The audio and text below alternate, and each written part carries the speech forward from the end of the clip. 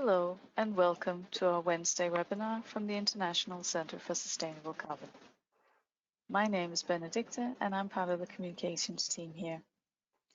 Our monthly webinars are based on our technical reports, which are available from our website, sustainable-carbon.org.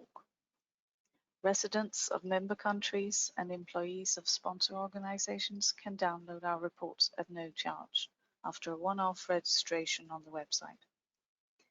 Please type any questions you have in the questions box as we go along, and we'll answer them at the end of the webinar. The subject for today's webinar is maintaining a stable electricity grid in the energy transition, presented by Mike Garwood. Over to you, Mike. Okay, thank you very much. So good afternoon, I'm Mike Garwood, and welcome to this webinar on maintaining a stable electricity grid in the energy transition. We've all seen a lot of material in the public domain over the last year on energy, power generation, decarbonisation, and also on grid constraints, including the release of a comprehensive report issued in October last year by the International Energy Agency on grids and secure energy transitions. As we progress with decarbonisation and further system evolution, I'm sure this topic will become an even more prominent issue.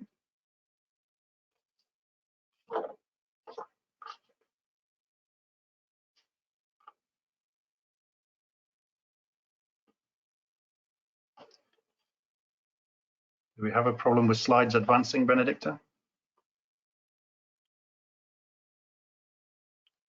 Try that one. Try that. Okay. So we're all aware of the current imperative to address climate change and reduce power sector emissions, and most countries now have net zero targets, including measures impacting the sector. Yet we all also rely on a stable and affordable grid, including all the associated systems and markets. So this is also a priority. New targets introduce policies and bring changes which can have deep impacts on complex and interconnected systems like the grid. Whilst it's widely assumed that increasing variable renewable energy, or VRE share, is the best way to reduce emissions from power generation, and there are certainly some benefits to doing that, there are also risks to this strategy which need careful consideration. So we'll touch on what happens as the proportion of VRE feeding into the grid increases, consider the implications, and how realistic the targets for deployment are. Will increasing VRE have an impact on the reliability of electricity supplies? A critical point with increasing electrification. Are there cost implications to increasing VRE and reducing existing energy sources? And do we really understand the system-wide impacts? The focus of the current ICSC work was to address just these kinds of questions, not new research as such, but rather the consolidation of published materials and related issues, with the objective of producing a single report, giving context and overview to grid systems in relation to energy transition, including the implications of our choices for energy supply on system stability, cost, and deliverability at the whole system level. And we will finish with some key conclusions and recommendations from the report. I'll start with this bold and quite alarming statement made by the US Federal Energy Regulatory Commission. There is a looming reliability crisis in our electricity markets. This statement, although referring to the US, actually reflects well the broader findings of the current ICSC study. So let's take a look at some of the issues which might be behind such a concern. Power grids are the world's largest machines, an epic achievement of humanity, and yet we all tend to take them for granted. Over 80 million kilometers of transmission and distribution cabling worldwide, delivering more than 25,000 terawatt hours of electricity per year, and with supply and demand matched perfectly at all times. Our modern world relies totally on electrical power. All our systems, processes, data, communications, essential services like water and supply chains, including food. It's very easy to assume that everything is well and under control in our power systems, right up until the moment that it's not. And when the power stops, everything stops. So we all quite reasonably expect total reliability from our grids. But these systems can fail, and they do, even if not frequently, and potentially with very severe impacts. As an example, in 2021 in Texas during the winter storm Uri, a failure to deliver power to around 5 million people, with interruptions to 11 million in total over the period, caused almost $200 billion in costs and 246 attributed deaths. And Texas is far from being the only case of significant blackouts in modern times. There are many others. So given that, we might naturally want to take a closer look at supply-related risks. And when we do, we see many risk drivers that are all evolving simultaneously.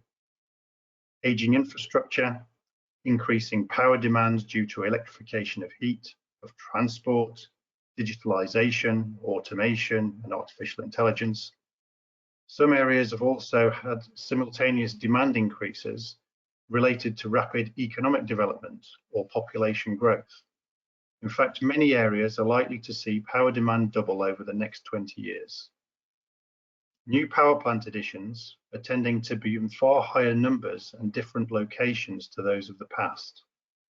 We see issues due to grid congestion, reinforcement requirements in order to handle the higher loading, floods, fires, gales, heat waves, droughts, winter storms all appear to be more frequent and severe than in the past. And the more dependent we become on grids, the more they become a target for terror and cyber attacks. But there are also risks associated with change, of affordability, speed of deployment, supply chains, and materials availability, and of planning, policies, market reforms, altering how the systems are operated, governed, and rewarded. Lastly, and relevant to this study in particular, we see a potential risk from an over-reliance on variable renewable energy, or wind and solar power in particular, in maintaining a stable, dependable, and affordable system as we accelerate our decarbonisation efforts. So why is VRE special? Well, in the initial stages of transition, VRE can offer low carbon, sustainable, potentially low cost, and quick to deploy generation options, relying on existing system capacity and flexibility reserves without the need for any special system-wide compensation. But as VRE share increases, some things become more apparent and problematic. Accommodating intermittent and variable output, reduced electrical inertia to ride through fault conditions, the fact output is weather and time dependent and non-dispatchable, requiring backup generation availability, ability to move bulk power from where it is produced to where it's needed, often across large distances, difficulty adding capacity rapidly due to small individual unit or plant sizes, market volatility caused by oversupply and deficits, good for energy trading, not so good for system reliability management, all leading to a need for potentially expensive system-wide mitigations to integrate higher shares of VRE. And these impacts could be noticed from as little as 25% of peak capacity installed as VRE. The example charts on this slide are for the US in June to July 2023. They illustrate very well the fundamental difference in nature of VRE compared to other forms of generation in terms of delivering power when there is demand. In the upper chart, we see the correlation of power generation and demand for wind, and on the lower, the same for coal. A tight correlation can be seen for dispatchable fossil power, and no or almost negative correlation for wind. So where might future system flexibility come from? Here there is a paradox. At the same time as flexibility requirements are increasing, we're also decommissioning those plants which were responsible for providing it in the past, and that enabled the integration of VRE in the first place. To a large extent, VRE is working because it's taking advantage of the flexibility of the pre-existing systems. This approach won't be possible beyond a certain point in a transition to VRE heavy systems. In fact, historically, fossil-based generation provided around 2/3 of total system flexibility needs globally, with large hydro providing almost all the rest. Capacity derating factors, often between 0 and 0.1 for variable renewables, confirm that variable renewable energy is not dependable in times of system stress, and so other means are needed to provide this flexibility. The example chart on this slide shows one energy system operator's future aspiration for 2050 and change in flexibility requirements relative to 2022. A huge increase in flexibility demand, but almost an elimination of existing flexibility capacity. Yet it is not proven that reliance on consumer demand management, storage, and interconnectors will be adequate, dependable, or cost-effective measures to satisfy these needs at national scale in the future. The rising demand for flexibility, indicated on the previous slide, is also echoed by this statement from the International Energy Agency in 2022, noting that APS is the announced pledges scenario. It reinforces that electricity security requires flexibility, which might also be written as dispatchability.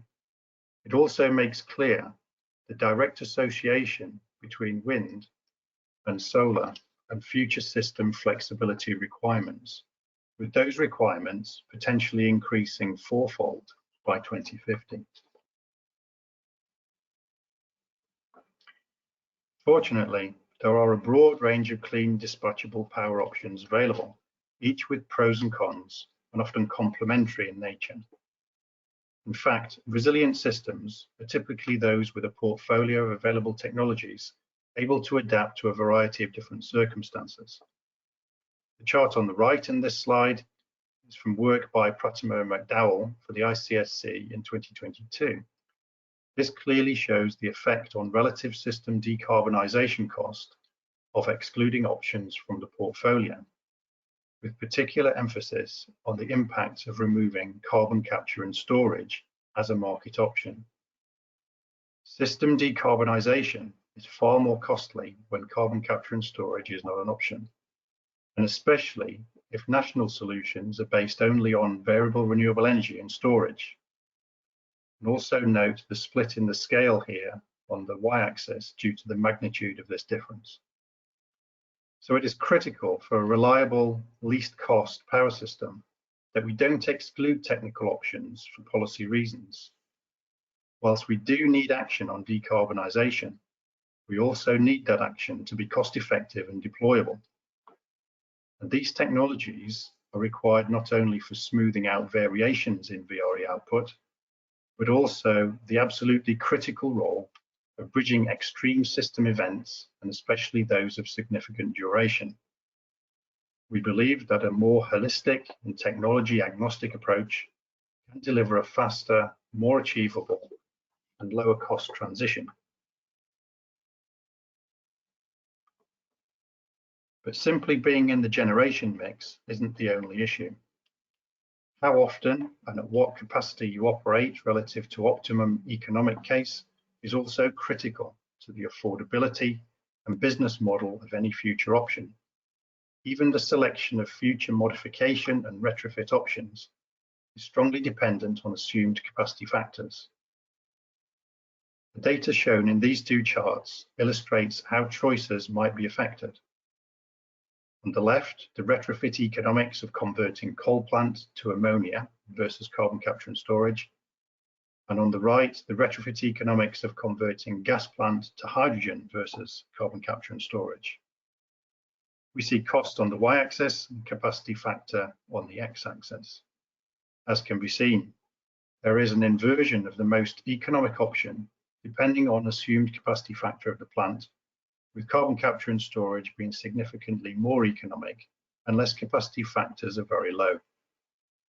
Low capacity factors and high flexibility requirements not only impact operational costs, but also the viability of providing critical dispatchable plant in the future at all.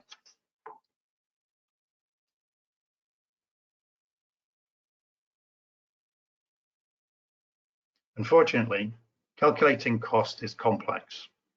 As much as we long for it, costs can't be simplified and generalized into one simple ranked table of absolute numbers for all scenarios. Costs differ in time and place for the same thing and are continually distorted by taxes, incentives, project and market conditions. So only cost ranges ever exist, and these can overlap widely for a range of technology options, meaning any of those overlapping options could actually be the least cost, rather than there being one clear lowest cost choice.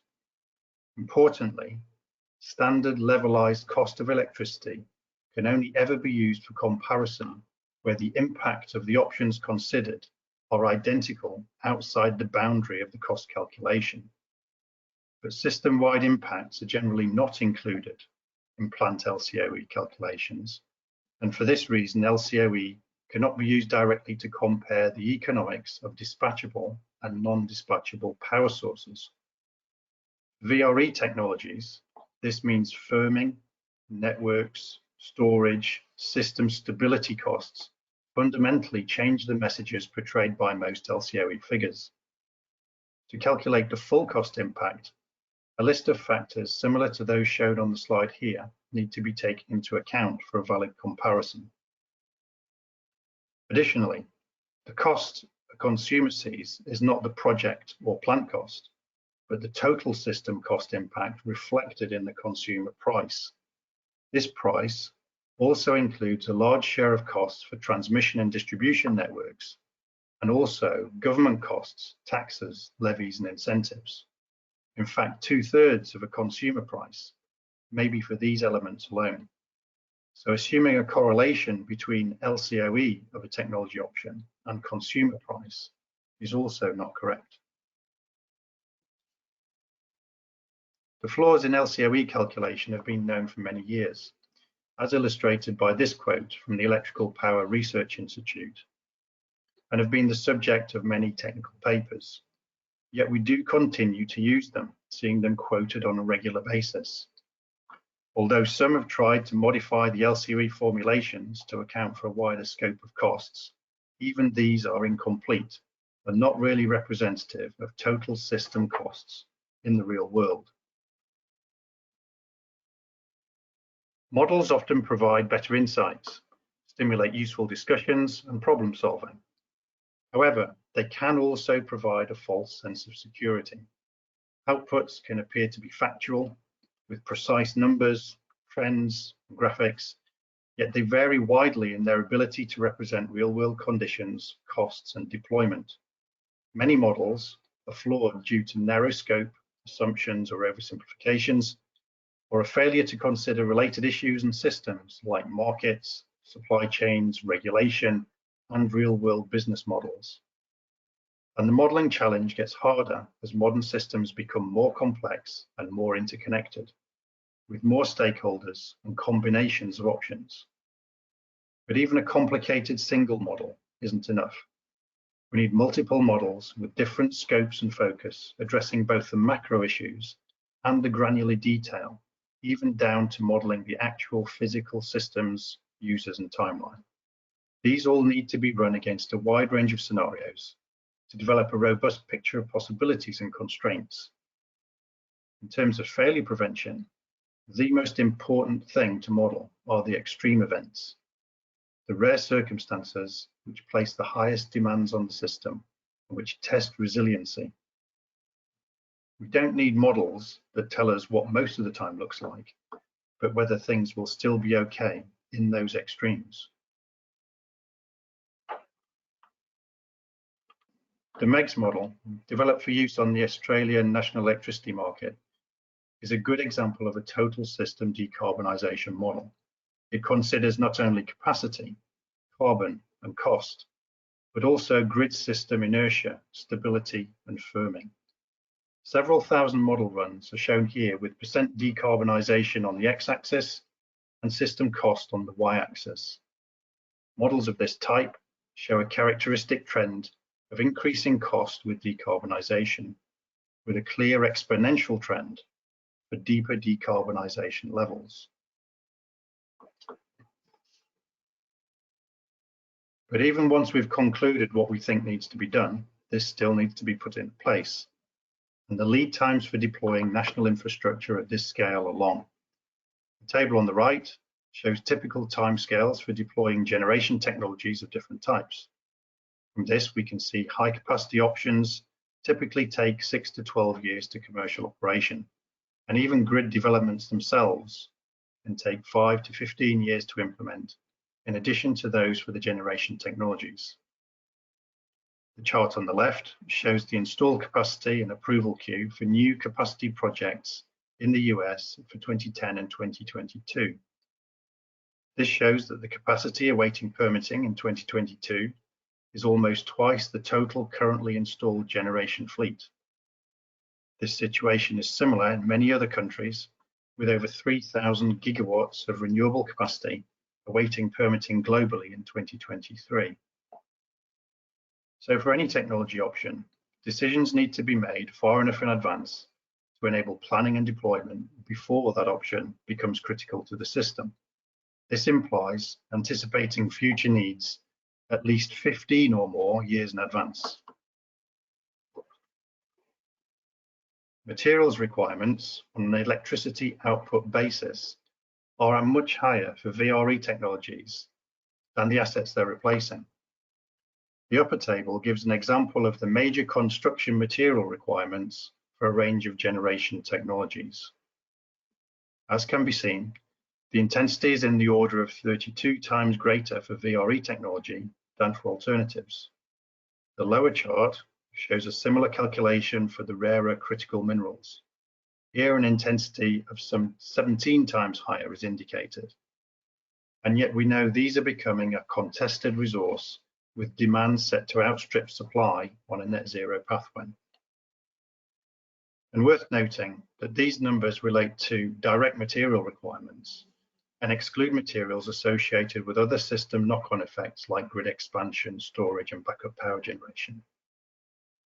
In the IEA's recent grid report, it was highlighted that 80 million kilometers of grids need to be built over the next 17 years, and that this would require more than double the annual supply of copper and aluminium relative to 2021 to be on track for a net zero scenario.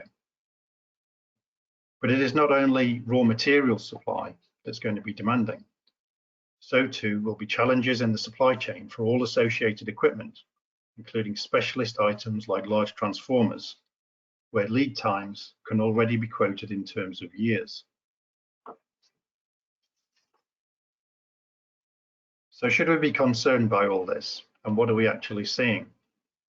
Well, we are seeing regulators and operators raising concerns over future system reliability. In the Australian NEM, for example, operator AEMO has forecast system reliability standards could be breached in some areas as early as 2025 on the current path. This due to inadequate consideration of the wider system implications of power generation policy choices. We are seeing VRE heavy systems around the world relying on fossil plants and interconnectors. We're seeing extreme flexibility demands on fossil plants with the consequence of higher costs and lower efficiencies. We see reports of VRE costs plateauing and even rising in some cases. News reports of new VRE projects no longer being economically viable, auctions being undersubscribed, and suppliers requiring state aid. And those systems and regions with high VRE shares also seem to be the ones with the highest rather than the lowest consumer power prices. So we do have to question what we previously understood to be true, and whether secure and affordable grids are really achieved best on the current path. So consider this chart relating to the grid in South Australia. Late on the 26th of July, towards the centre of the figure, there was more wind energy, shown in dark green, than total system demand. However, late on the 25th of July, just a day earlier, wind and solar output was close to zero, with the system load being carried almost entirely by natural gas and interconnectors. Gas of different types being in orange and beige colour, and interconnectors in purple on the chart.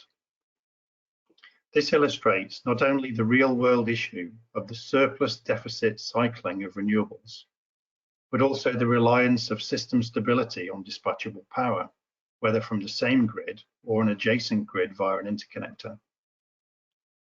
Numerous examples of these kinds of charts exist for other regions around the world, showing very similar behaviours, particularly perhaps California, with high solar peaks and troughs, also secured by dispatchable fossil and heavy interconnection.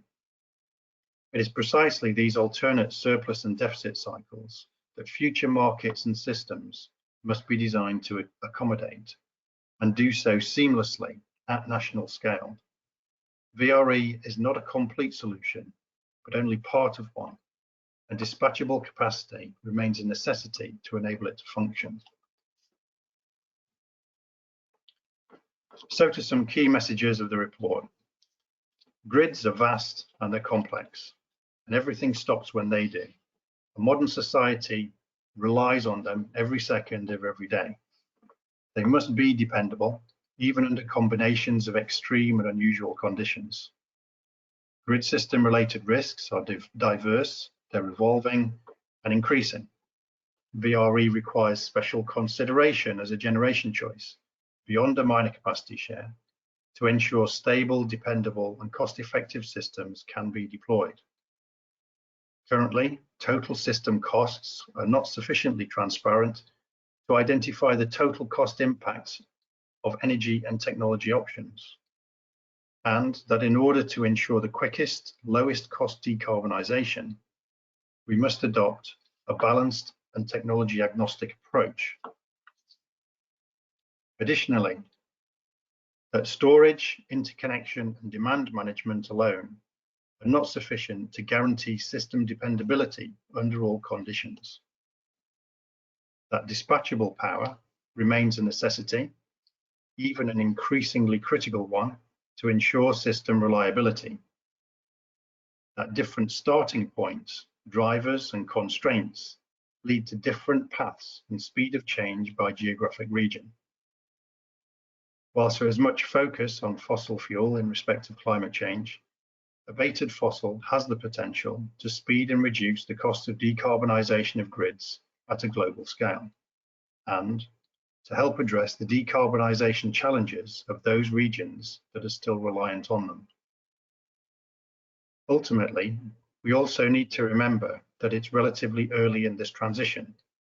No major grid system has yet demonstrated reliable, affordable transition to net zero. There is still a long way to go and a lot to be learned.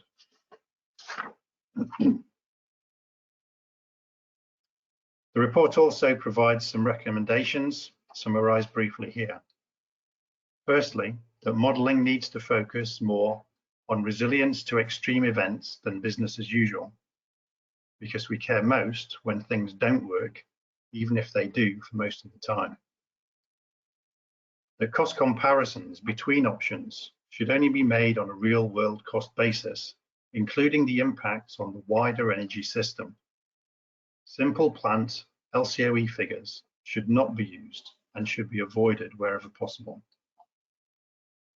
It is important and prudent that sufficient dispatchable generation remains present in the grid system until any proposed alternatives are both deployed and proven.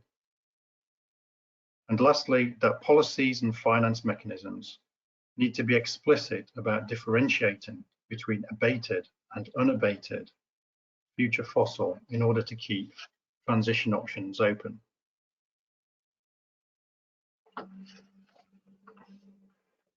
And I'd like to finish with this quote from the North American Electric Reliability Council.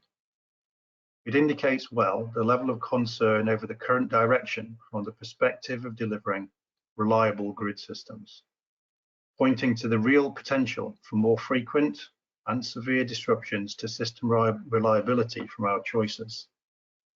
We need to remember that the primary purpose of our grids is to provide dependable, affordable, stable and secure power for our societies and our economies. And this must continue to be our priority throughout the energy transition.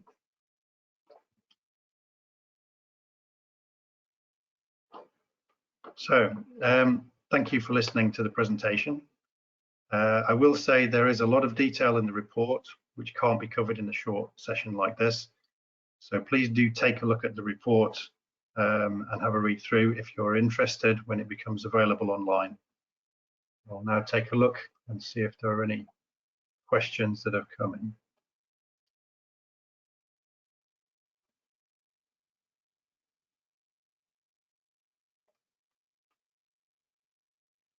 Okay.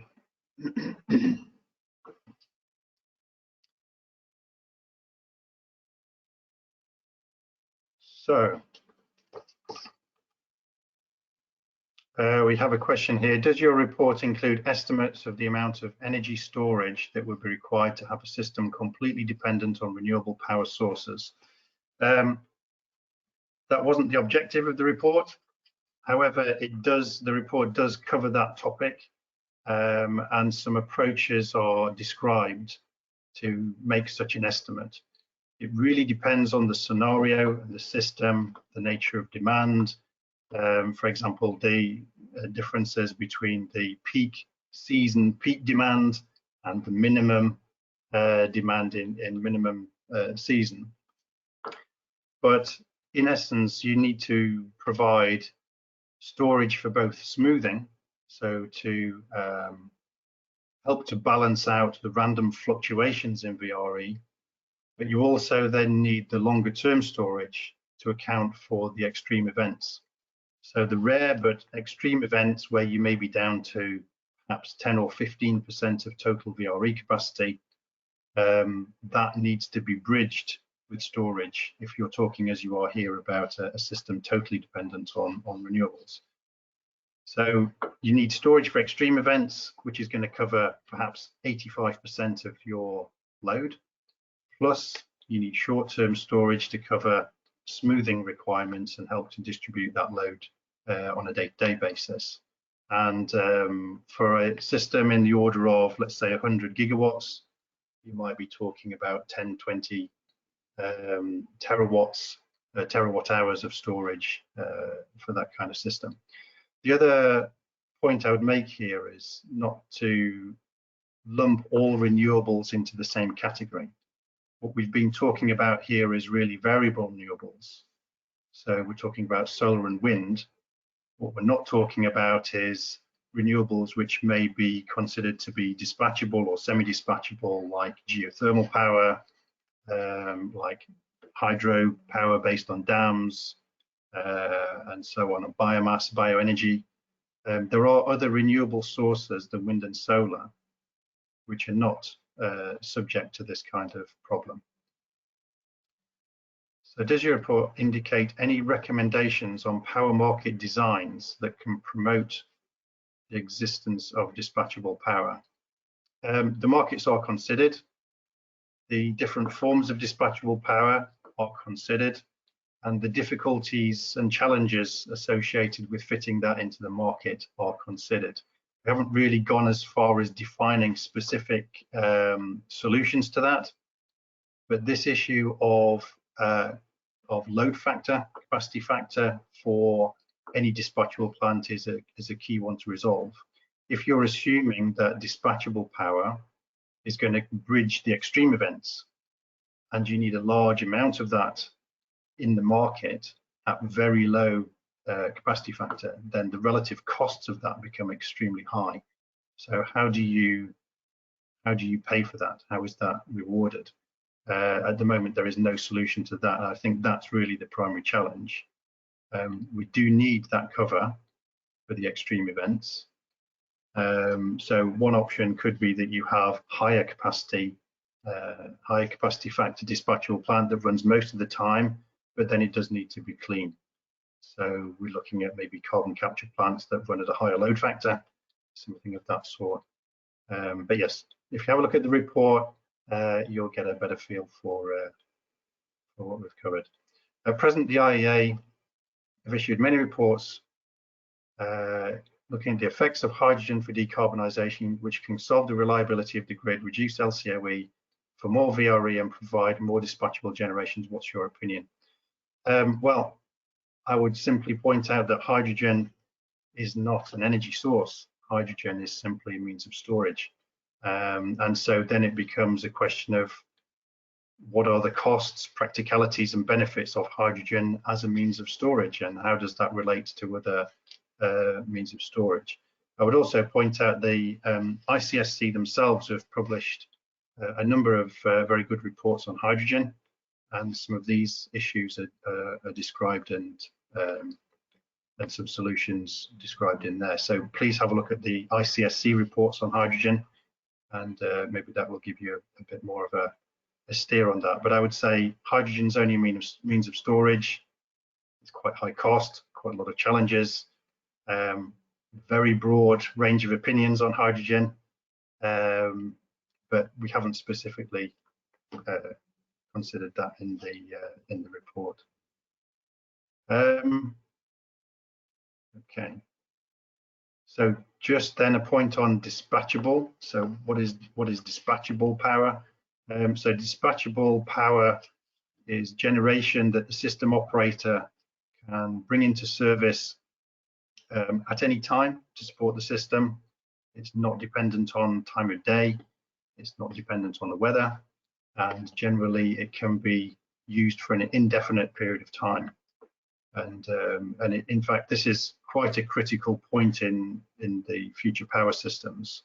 We're moving from a system that had, if you like, a surplus of dispatchability, an excess of dispatchable power, to a future system which may be really struggling in terms of the amount of dispatchable power available. But this issue of dispatchability, in order to help supply match demand, is going to be a critical factor for the future. And it's going to be difficult to cover that requirement with storage alone. Okay, I don't see any more questions. Great. Thank you so much. Thank you very much. Thank you so much, Mike. Excellent.